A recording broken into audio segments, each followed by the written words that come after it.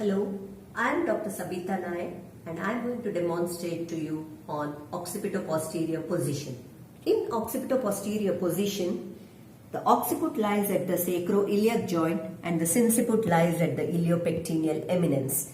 The lie is longitudinal, presentation is vertex, the attitude is deflection, the denominator is occiput, the position is right occipito-posterior, and the presenting part is the posterior part of the anterior parietal bone. In the mechanism, the engaging diameter is occipito-frontal diameter, which lies in the right oblique diameter of the pelvis,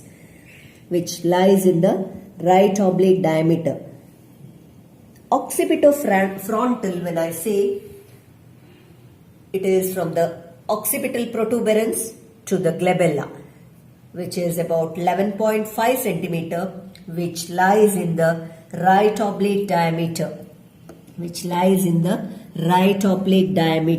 of the pelvis. Now I will demonstrate to you the mechanism of labor in right occipito-posterior. The principal movements are descent takes place throughout.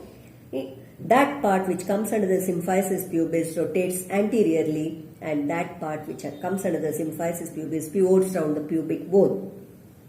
As the fetal head descends down, the occiput rotates anteriorly 3/8 to come under the symphysis pubis,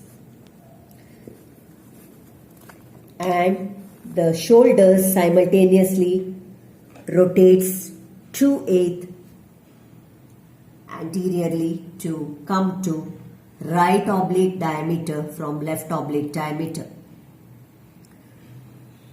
As the head descends down, crowning takes place.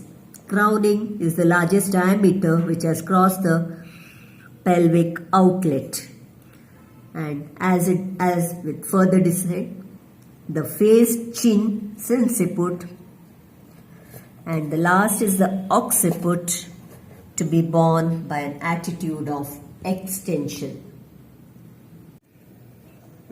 Next is restitution, where the fetal head rotates 1/8 anteriorly to the right of the mother.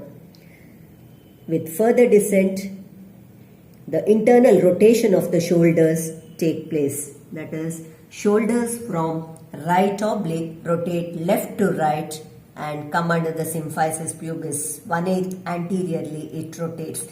Simultaneously, there will be external rotation of the head.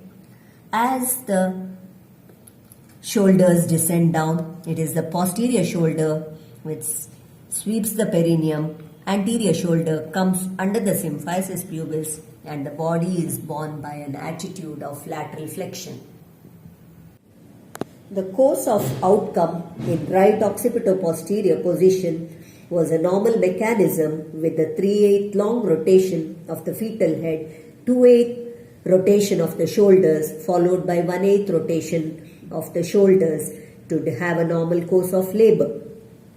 In case if there is a short anterior rotation of 1/8 anteriorly, then the sagittal sutures come in the transverse diameter of the outlet, what is called as deep transverse arrest, which there will be no further flexion leading into obstruction.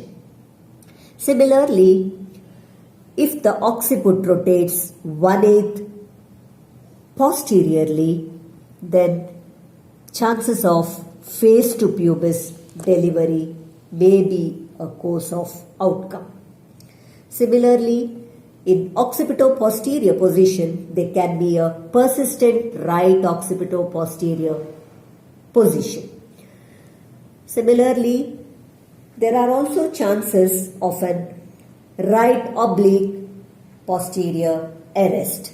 So these are the common causes of outcome in case of occipito-posterior position. Hope this video was beneficial for you to understand the mechanism of right occipito-posterior position.